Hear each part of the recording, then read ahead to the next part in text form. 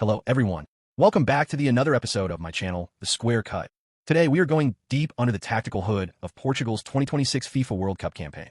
While the headlines heavily focused on Cristiano Ronaldo's tears and Roberto Martinez's resignation following their round of 16 exit against Spain, the real tactical failure of this team happened much lower down the pitch. Specifically, it happened in the midfield engine room. On paper, Portugal possessed what many considered the most talented, creative, and balanced midfield in the entire tournament. They had the technical mastery of Vitinha and Joao Neves coming off a dominant season with Paris Saint-Germain, alongside Bruno Fernandes, who had just broken a record for the most assists in a single Premier League season. Yet this star-studded unit collapsed operationally. Across 5 matches, the trio of Fernandes, Vitinha, and Neves registered a staggering, solitary 1 assist combined, creating just 10 goal-scoring chances throughout the entire tournament. To put that into perspective, left-back Nuno Mendes alone created 11 chances. Today, we will trace the tactical blueprint of every single match in Portugal's campaign, exploring how Martinez's rigid system completely choked his midfield and isolated Cristiano Ronaldo. Portugal opened their World Cup campaign in Group K with a highly criticized 1-1 draw against the Democratic Republic of Congo. Tactically, Roberto Martinez lined the team up in a rigid 4-2-3-1 formation. The plan was to use Vitinha and Joao Neves as a double pivot to control possession, pushing fullbacks Joao, Cancelo, and Nuno Mendes high and wide to create attacking overloads. Early on, it seemed to work when 19-year-old Joao Neves scored a clinical opening goal in the 6th minute. But as the match progressed, DR Congo deployed a compact, disciplined 5-3-2 mid-block that completely exposed Portugal's tactical structure. Because Martinez ordered his wingers, Bernardo Silva and Pedro Neto, to remain wide, the central space became incredibly congested. Vitinha and Neves were trapped recycling horizontal passes, unable to break the lines. Bruno Fernandes was completely cut off in the number 10 role, forced to drop deep into his own half just to touch the ball. This created a massive, empty chasm between the midfield and Cristiano Ronaldo, who spent the match entirely starved of service against Congo's back 3.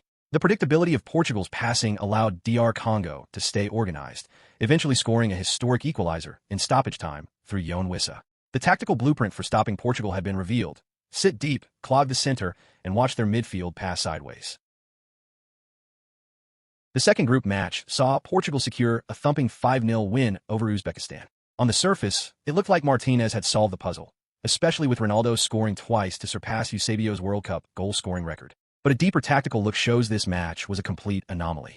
Uzbekistan chose to press high and left massive amounts of space behind their defensive line. This allowed Bruno Fernandes the freedom to transition quickly, registering his only assist of the tournament. With the opposition line stretched, Vitinha could carry the ball forward, and Rafael Leao found joy cutting inward from the channels. However, this explosive performance masked the systemic issues. Portugal didn't win because of intricate midfield breaking of low blocks. They won because an aggressive opponent gave their individual stars space to run into. The underlying issues of positional rigidity and the inability to dictate tempo against compact teams remain completely unaddressed.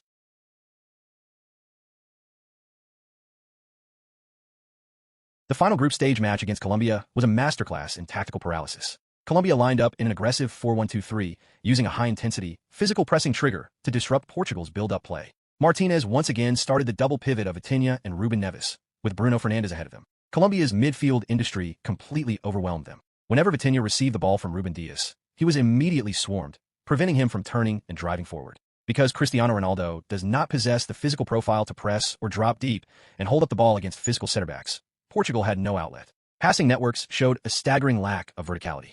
The wingers were completely isolated, and Bruno Fernandes spent the game chased into wide areas. Martinez attempted to fix this by hauling Ruben Neves off at halftime for Joao Neves and later subbing off Vitinha, but the team could not manufacture a single clear-cut chance. Portugal crawled to a 0-0 draw, exposed by a team that brought physical intensity to the midfield battle.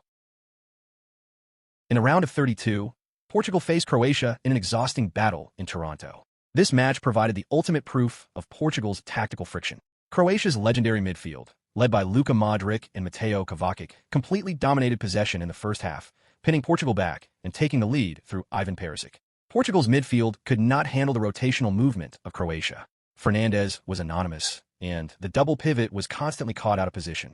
Ronaldo managed to score a historic penalty to level the game, marking his first-ever World Cup knockout goal, but the team still looked completely stagnant. Realizing his midfield was entirely spent, Martinez made a crucial tactical move in the 82nd minute, making the highly unpopular decision to take Ronaldo off for Samu Costa, while shifting the shape to allow Rafael Leao and Goncalo Ramos more direct freedom up front. This tactical adjustment changed everything. Ramos provided intense defensive pressing from the front, forcing Croatia into turnovers, while Leao's dynamic directness unbalancing the defense.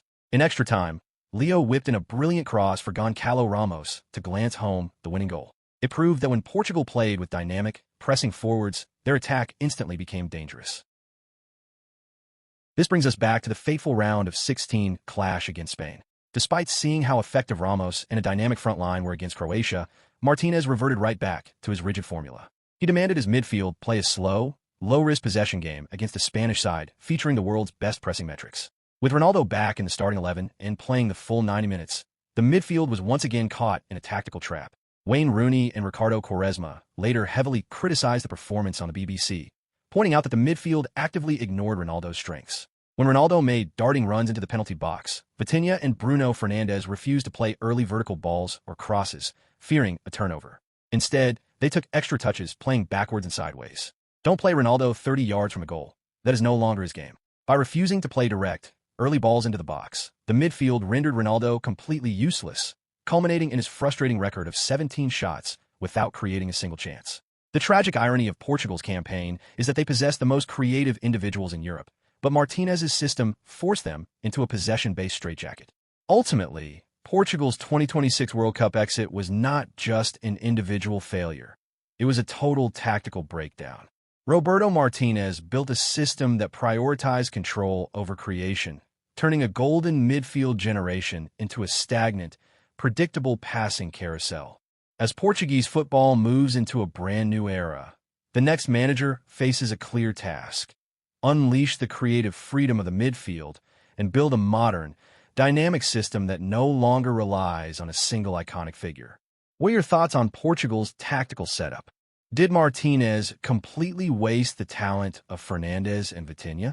Let us know in the comments below, leave a like, and subscribe my channel, The Square Cut, for more deep dive tactical breakdowns. See you in the next video.